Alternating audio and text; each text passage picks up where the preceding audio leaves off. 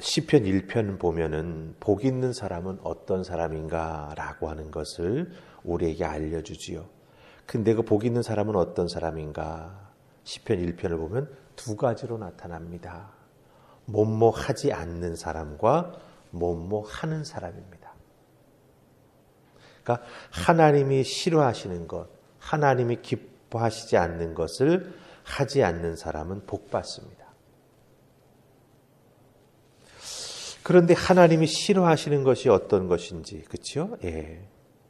또 하나님이 좋아하고 기뻐하는 것이 어떤 것인지 어떻게 알 수 있겠습니까? 그렇죠? 예. 죄인인 우리가 우리 머릿속으로 대강 생각해서 이건 하나님이 좋아하실 거야. 하나님이 이건 하지 말라고 하시니까 요거는 내가 피해가면 좋아하실 거야. 이런 식으로 생각해 본다면 그게 정말 맞는 것일까요? 예.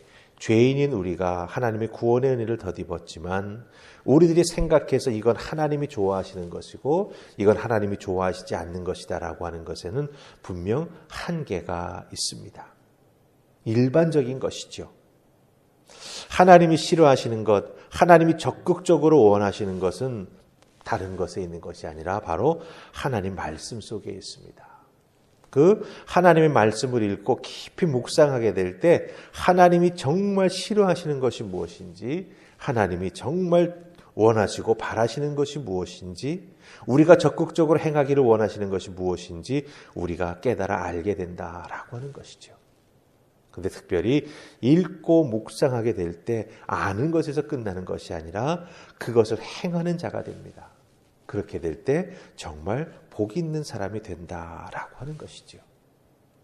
제가 왜 이렇게 복에 대한 이야기를 설교 앞부분에 이렇게 길게 했냐 하면은요, 다른 것 아닙니다. 오늘 말씀 속에 보면 다윗의 시지 않습니까? 근데 다윗은 이 다윗의 시를 통해서 우리에게 복받는 자가 어떤 자인가라고 하는 것을 알려주고 있습니다. 그런데 우리가 별로 많이 행하지 아니하는, 그 부분에 대해서 다윗이 말하면서 그것을 행하는 자는 복이 있다라고 말합니다. 자, 그렇다고 한다면 그 복이 무엇일까요? 우리가 한번 살펴보십시다. 우리 1절에 나와 있습니다. 찾으셔서 같이 읽으십시다. 자, 찾으셨습니까? 읽습니다. 시작. 가난한 자를 보살피는 자에게 복이 있으며 재앙의 날에 여호와께서 그를 건지시리로다. 아멘. 가난한 자를 보살피는 자에게 복이 있다. 이렇게 말합니다. 여기서 가난한이다라고 하는 이 단어에 사용된 히브리 단어는 가난하다라고 하는 뜻도 있지만 또 다른 뜻, 중요한 뜻도 몇 가지가 있습니다. 낮다. 그 사람의 신분이나 이런 것이 낮다. 약하다. 혹은 무엇인가가 얇다. 이런 뜻을 가지고 있습니다. 그러니까 이 가난한 자는요, 스스로 자기의 뜻을 주장하지도 못하고 또 못 배워서 맞서 싸우지도 못하고 억압받고 가난의 굴레에서 벗어나지 못하고 있는 그런 사람들을 의미합니다. 세상의 권세 잡은 자들과 비교해 보자면 너무너무나 연약한 존재라고 하는 거죠. 약한 존재라고 하는 겁니다. 이런 사람을 보살펴주는 사람을 하나님은 건져주시는 축복을 베풀어 주신다라고 하는 거예요. 그 사람에게 임한 재앙에는 여러 가지가 포괄적으로 포함될 수 있겠죠. 하여튼 중요한 것은 무엇입니까? 이렇게 가난한 자를 보살펴주는 자를 하나님이 건져주신다라고 하는 거예요. 자, 그럼 생각해 보십시다. 가난한 자는 어떤 자인지 우리가 설명을 통해서 알았습니다. 그럼 보살핀다라고 하는 뜻은 무엇일까요? 이 보살핀다라고 하는 단어는요, 고난이나 가난의 원인이 무엇인지를 자세히 살펴가지고 그 원인을 제거해 주는 것을 뜻합니다. 그 사람이 왜 가난한지, 배우지 못해서 그렇다고 한다면 배움의 기회를 얻을 수 있도록 도와주는 것이죠. 또한 어떤 그 구조적인 상황 속에 그 사람이 갇혀가지고 나오지 못해서 가난을 계속해서 곱씹으면서 살아가게 되었다라고 한다면 그 구조 속에서 그 사람을 꺼내내 주는 것입니다. 그런데 가르치고 그런 사람을 꺼내내 주는 것은 사실 사회 관계 속에서 일어나는 것이지 않습니까? 세상의 관계 속에서 일어나지요.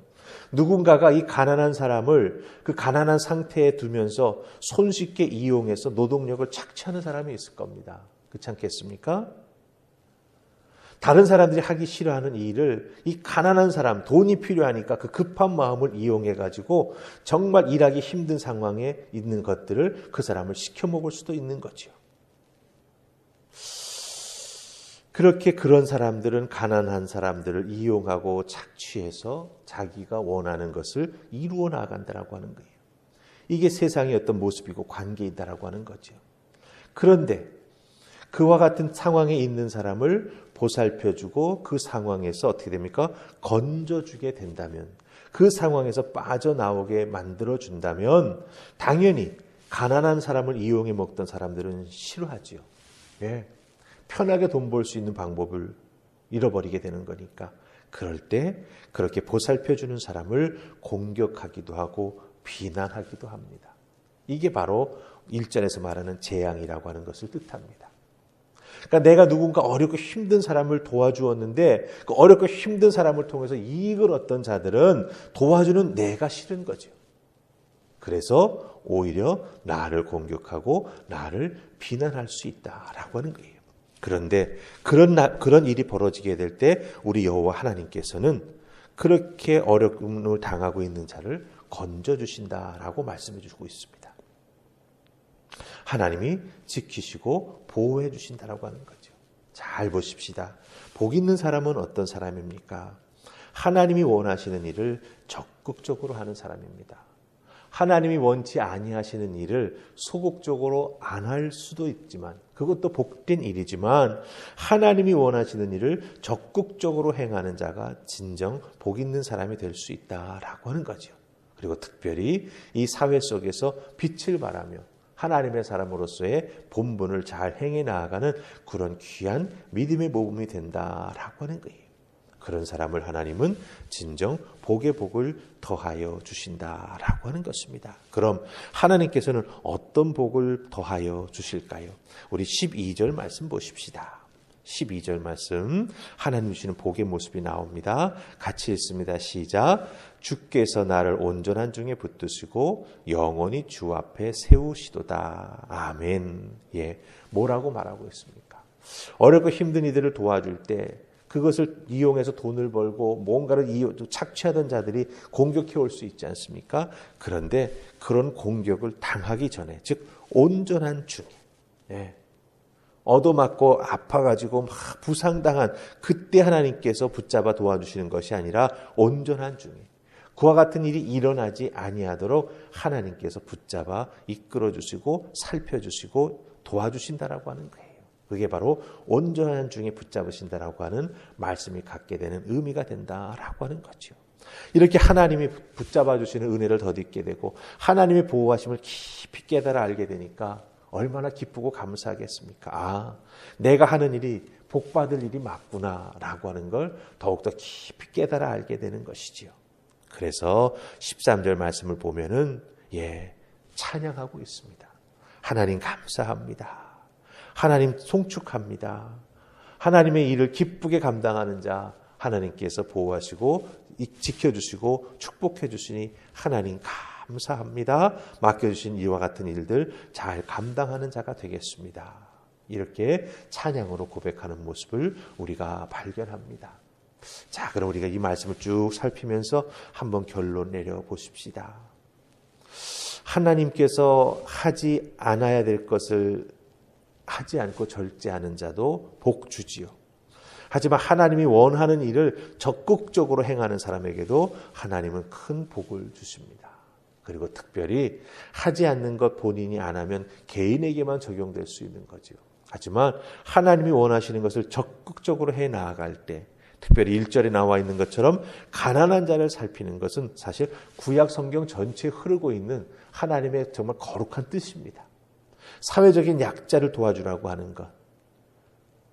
자기의 두 발로 이 세상을 디디지 못하고 서지 못하고 있는 안타까운 사람들 도와주라고 하는 것은 성경이 말씀해주고 있는 우리에게 주시는 거룩한 가르침이거든요. 그것을 적극적으로 해 나아갈 때 하나님께서는 그런 사람을 복의 복을 더하여 축복해 주시고 그 일을 더 감당해 나아갈 수 있도록 힘을 허락해 주신다라고 하는 것입니다. 전도하는 것도 사실은 그런 의미에서 큰 범주 안에 이와 같은 것이 들어가는 것이겠죠.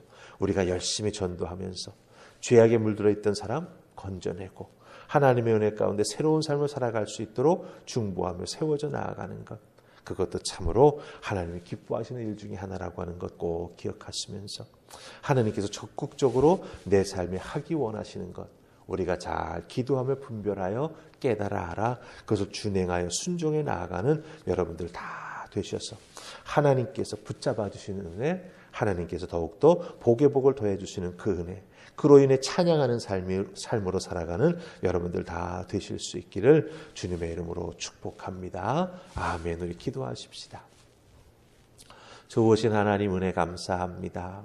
오늘도 이 새벽 저희들을 주의 전으로 부르셔서 복 있는 사람이 어떤 사람인가, 하나님이 우리에게 적극적으로 하기 원하시는 일들을 깨달아 알고 그것을 감당해 나아가는 사람, 바로 그가 복 있는 사람입니다.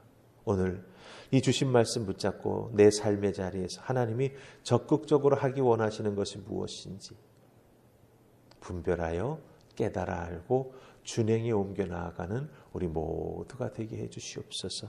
그럴 때 우리 하나님이 우리를 붙잡아 주시고 찬양할 수 있는 귀한 은혜와 복을 더하여 주실 줄 믿습니다. 동행하여 주시고 열매 맺는 하루의 삶 되게 하여 주시옵소서. 감사하옵고 예수님 이름으로 기도하옵나이다. 아멘.